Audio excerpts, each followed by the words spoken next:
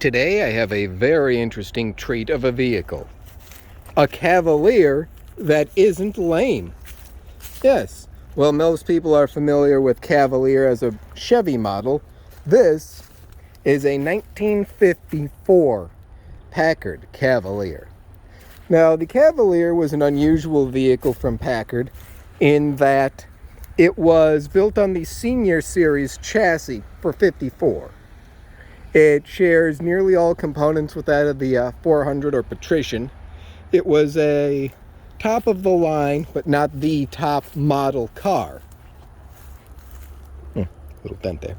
This particular example is a very unusual vehicle. It's got some faults, like that broken headlight bezel, the dent I was just poking at a moment ago.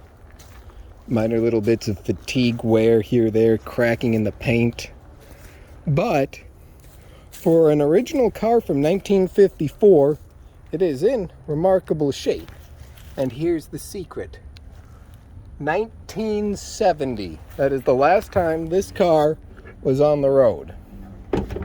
As such, apart from the gratuitous amounts of items I'm using to try and fix things, it had 1953 Ford taillights in place of the factory marker lights. I got rid of those. I'm not sponsored by anyone, so your items can go in the trash. I was just using that for a snack. This box contains the original fuel pump for the car and a remanufactured one from Unit Parts Company of Oklahoma City, which is this unit here, was on the car. That's the original one.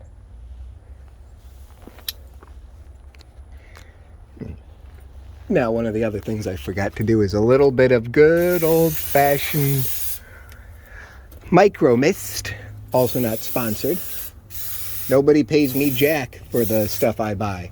I do it because, well, let's face it, I make terrible financial decisions and like cars that are arguably junk.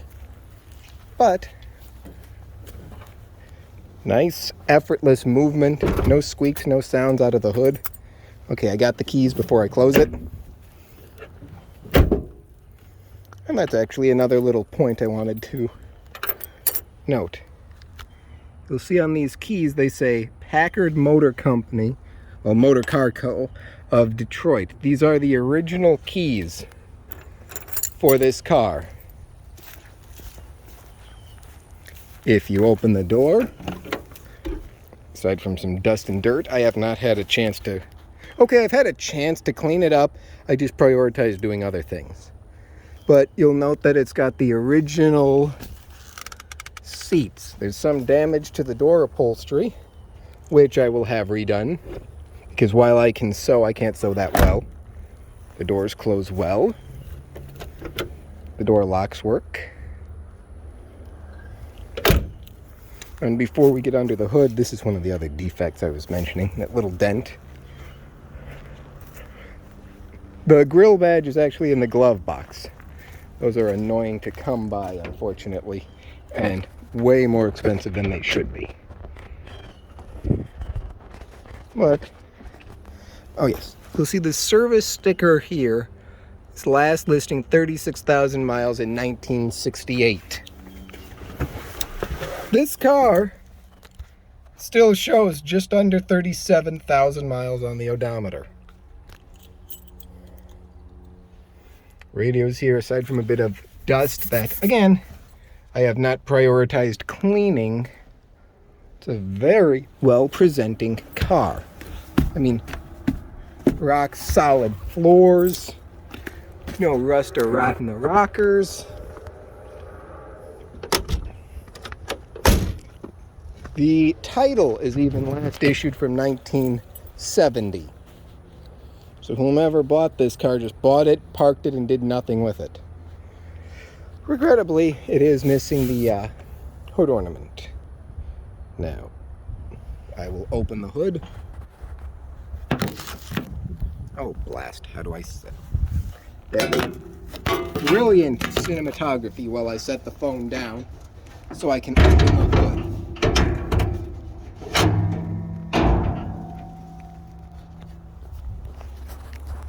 Now we get at the heart of the matter. I have endeavored to try and get the car to start, but that was not happening. If you look deep down into the cylinders, you can see a bit of concerning rust.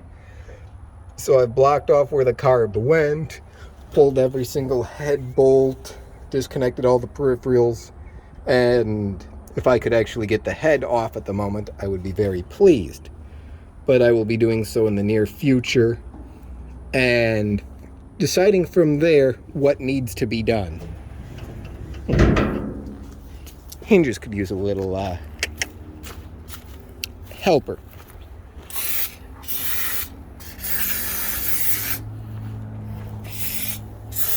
That's good. Yeah. Nothing wrong with a little extra coating on the hinges. I mean, given the fact that they haven't been really used in 50 years. God, that's weird thinking that 1970 was 51 years ago.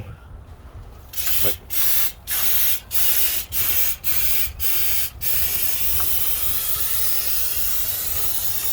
we're going to try again soaking the head bolts even further to try and break up some of the rust that's holding things on.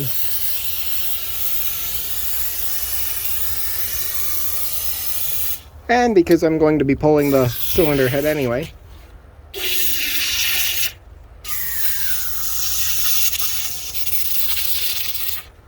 we keep spraying in each hole until it foams up. That way you know you got it.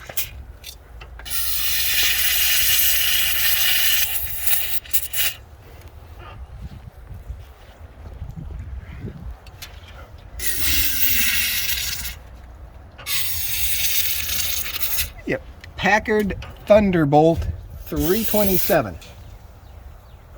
There, that makes it a little easier to see. Very unique car, and unfortunately not the bigger 359 motor, which I would have loved to have. There, we're even going to help the old starter a bit.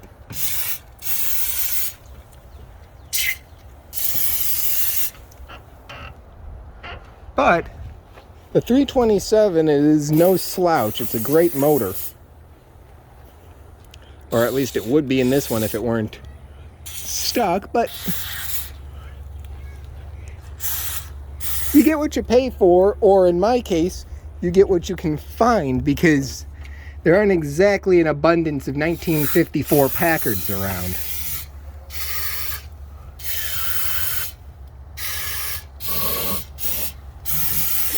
And while a lot of people would ask me why I'd want a car like this, it's just what I like. I like these big, old, weird cars. There we go. Effortless hood movement and no more noise. Hopefully I'll have some luck getting the cylinder head off after soaking it for a bit and freeing up the cylinders. Either way, she's going to get a rebuild. I've already located a shop that can do the machine work on the head because I snapped one of the studs in the process. And I've been conveniently borrowing parts from this old wreck. This is a 53 Packard Clipper. And like the other one, it's also a 327 straight 8. See, there's the broken bolt from that I borrowed. The linkage is there. I may take that. Starter's slightly different. Interesting. This one doesn't have a covering on it. Oh yeah, this was the last year that Packard had the push gas pedal starter on the floor. They went to a keyed ignition starting on the 54 model. See, this radiator has a better filler neck, but as you can see, not exactly great inside either. And for those who are wondering why I wasn't going to save this one when I posted it in a previous video, there's a lot of reasons.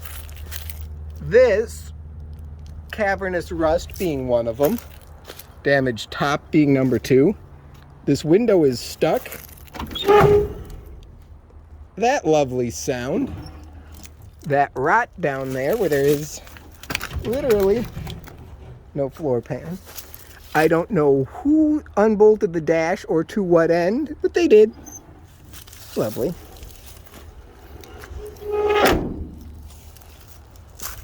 There's gas cap still in there, actually. The lenses are still decent on the taillights. Yeah, there's a lot of junk that was actually for a Caribbean convertible.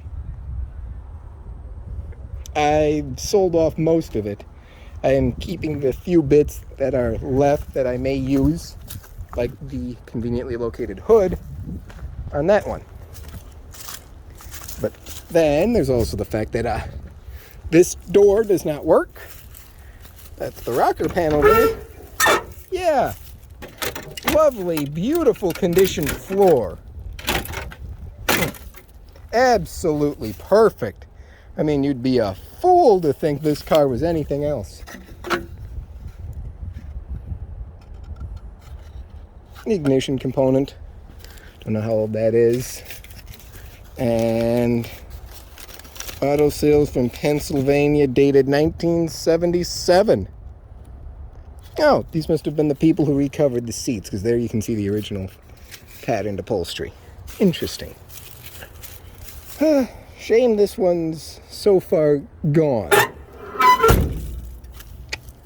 Yeah, well, she will give up her good parts. Unfortunately, did not have a hood ornament. To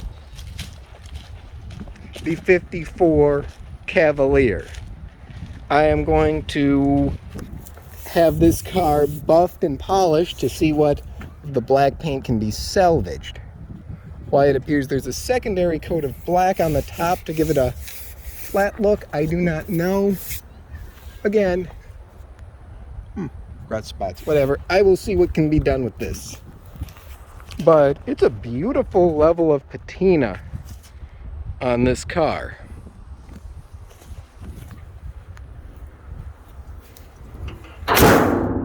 That'll crush your hand if you're not careful.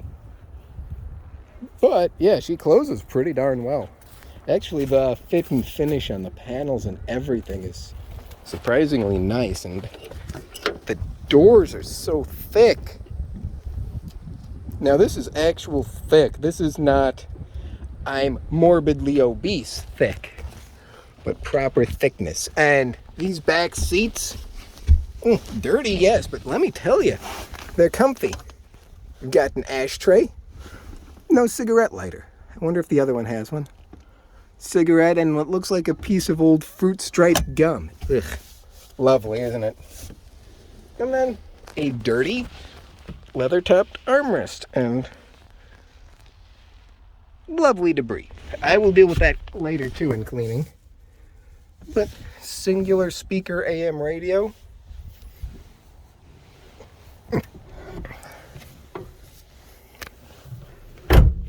Doors close so effortlessly. And the way the vent windows work. That's all the further they go, but it's about all the further you need. You sit so far back in this and have so much leg room. It is astounding. This is a car that being chauffeured around in would not be unpleasant. There is nothing about the back seat of this car that is cramped. It is a beautiful example of 1950s luxury. It's not a cheap model. It was very outdated at the time it was done, but such is the case with these cars. Oh, one more feature I want to show before we wrap up our video for today. That would be the interesting way the glove box opens. These taillights are weird, exclusive to the Senior Series and the high-end convertibles. Hubcaps are a little bit plain for my taste, but not without their charm. This is how you open the glove box. It slides out like a drawer, and again, there's the badge for the grill. Mice had been making this car their home for a while. There's no real rot or rust through.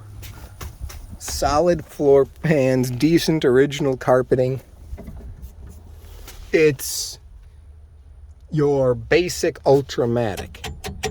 Horn rings intact, mirror's losing a bit of its shine, but yeah, it's a remarkably well-preserved example of a car. Oh, I'll figure out what that switch does. Remarkably well-preserved example of a car from 1954. No broken glass, a little bit of fogging on the vent windows, but this car just astounds me with how good of shape it's in despite having a locked-up engine.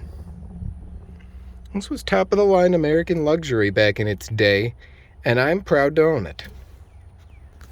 Stay tuned, though, for the next video, which will be an update of the current collection of vehicles I am dealing with and making terrible financial decisions in regards to.